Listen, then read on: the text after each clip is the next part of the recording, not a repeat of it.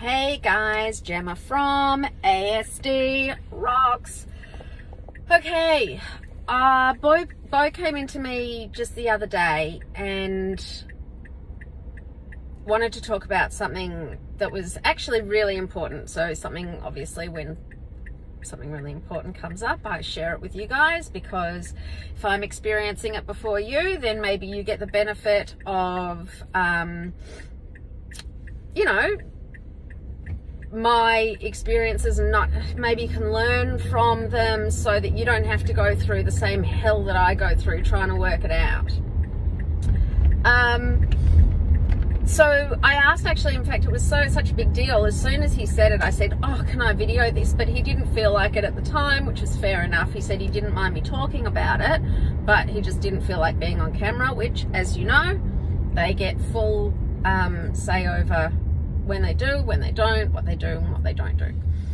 So he came in with his laptop and he said, oh, I've got this email from school about year 11 units 1 and 2, and if you don't like what you're doing. And then he went, oh wait, oh hold on, oh no, it says you can swap. And I said, why, what don't you like doing? And he said, no, I wouldn't swap anything. He said, I thought it was about giving up a subject. And I said, well, what would you give up? You know, and he looked at me and he said, well, only really physics, because I don't need it for if I want to become a compounding pharmacist, and I don't need it, you know, for forensic science. So, and he's actually really good at physics, but physics is incredibly difficult, and it's not that he can't do the work. The problem he's having is that he's not getting enough time in the exams to finish the work, which means he's getting low grades. Now, he's getting the same grades as the rest of the class, right? He understands that, but it doesn't matter to him.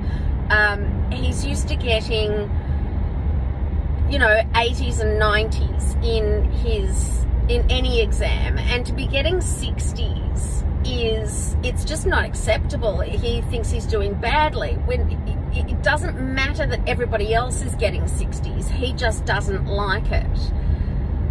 So, and it doesn't matter if it's me or if it's the teacher. It just doesn't matter if it's anyone who's explaining it to him. So I said to him, all right. I said, so you don't think you need physics? And he's like, no. And I said, well, I actually disagree. I said, number one, if you are going into forensic science, I think, you know, ballistics and physics is actually going to be really important. I said, but let me explain to you why I think physics is really important. I said, when you were 12, what did you want to be? And he said, I wanted to be a supermarket checkout person. And I said, yes. I said, now, if we had picked your school subjects based on the fact that you wanted to be a supermarket checkout person, I said, what would have happened when you turned 15 and you changed your mind? I said, what did you want to be when you were 15? And he said, I wanted to be a postman. That's right. I wanted to be a postie. And I said, okay, so you've changed your mind twice now about what you want to be. And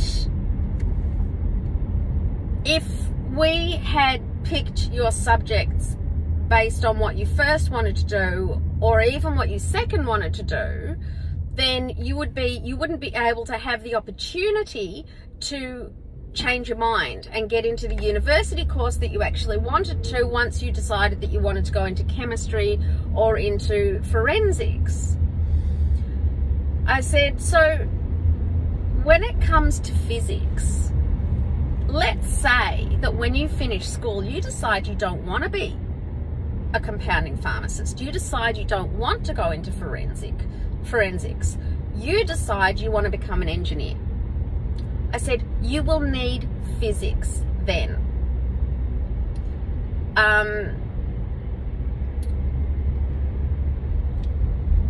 So if you don't have physics, you're actually, and I said, and Dad and I have spoken exactly about this and about cutting off your options, because we've never known exactly whether you would even make it through mainstream primary school, let alone into university. We had to leave as many options available to you as possible. And the only reason that you want to be a pharmacist or a compounding pharmacist is because your chemistry teacher suggested you might like to do that.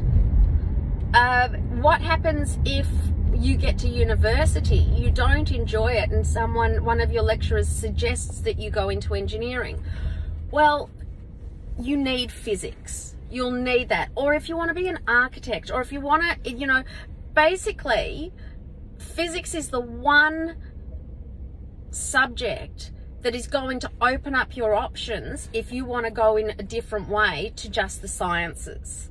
So we really need to make sure that, you know, you've got your physics. And I said, and don't forget that next year is going to be easier. You're doing 6 subjects this year, but one of them is a year 12 subject because we had you start the end of school. We had you start at like in year 10. So next year you'll have finished one this year, and next year you'll only be doing 5, so there'll be a lot less pressure on you next year. And you know, he sort of thought about it, and you know, he ummed and ahed, and he said, yeah, no, that makes sense. And you know, he said it doesn't matter anyway, because it wasn't the email wasn't about dropping a subject. The email ended up being about, if you don't like a unit 1 or 2, you know, you've got the opportunity to change it over to something else. But it was a really important conversation to show him the planning that had gone into, you know, and the change of mind as well. Some people are born with like a map. They just know this is what they want to do, this is what they want to be, and that's going to happen. That's what they study all the way school through for, and that's what they get to, and they become that. Other people, you know, have no idea even when they finish school what they're going to be or what they wanted to do. So with Beau, showing him that he had changed his mind about what he wanted to be and what he wanted to do, but also that if we had have planned based on whether he had changed his mind or not, that would have limited him in what he actually was able to do, or a university course that he was able to get into. So, and then also showing him how I had spread out. He did a unit 1, 2 in year 10, so that it was more spread out over the years than doing, you know, all the year 11, 12 subjects at one time. He'll be finished a year 12 subject this year, and then he can have a more relaxed year next year. And so therefore showing him the planning and organisation that goes into it, even though he's not 100% aware of what's going on behind the scenes, it's actually really important having this conversation with him and you know, guiding him through the process of understanding how to prepare for changing your mind, which, you know, I think is a very difficult concept regardless of who you are. You know, how do you prepare to change your mind if you don't know, A, if you're going to change your mind, or B, what you would change your mind to? So it was a very, very interesting conversation. But guys, if you do have a kid that is academic, you know, I mean, Beau's not going to be able to be independent for at least another 10 years.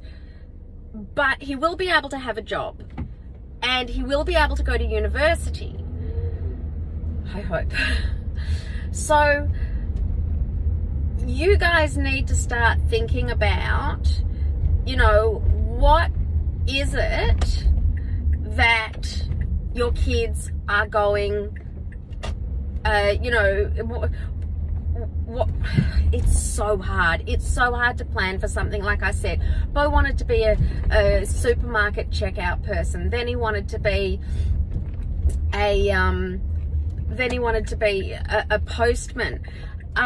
He's always had in his bedroom, he's always had a periodic table next to his bed. He's always been into physics. He's always been into chemistry. He's always been into those sorts of things. And I knew that he was sciencey, you know. I knew I couldn't tell him. I knew that if he decided that he wanted to be a postman, then that was going to have to be good enough. That was going to have to be his decision.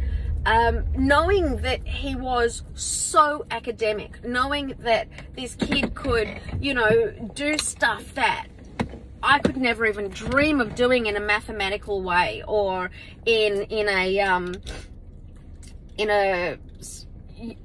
comprehension way, the way his mind wraps around numbers. Maths is his favorite subject. My God, I spent the majority of my life avoiding maths, literally avoiding it. So if they choose to be a postman, I can understand why that would be so satisfying, you know. Tick, done, awesome, in, tick, done.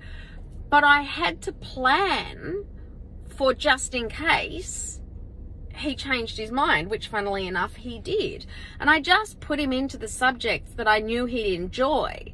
And as that progressed, I looked at what would potentially, you know, benefit him, still not knowing what road we were going down. So it's not an easy one. But if you've got an academic kid, you know, just get them into those classes that they're going to enjoy, the ones they're getting good marks, good grades, good whatever for, because no doubt they'll end up down that sort of, you know, down that way. If you've got an arty kid, then, you know, follow that. Just follow your gut. That's what, you know, I mean, obviously, we would say parenting is about following your gut in a lot of areas, but the thing is, a lot of our kids will make decisions for themselves if they're on the typical sort of level of things. But we're actually responsible for a lot of our kids' choices because they just can't make them. Bo just can't make that choice on his own. So it's a super tough one for him and for me, for us. But it was great to have that discussion with him. It really was. So there you go. Now you guys are aware. I wish you the best of luck with school, because what a challenge is school.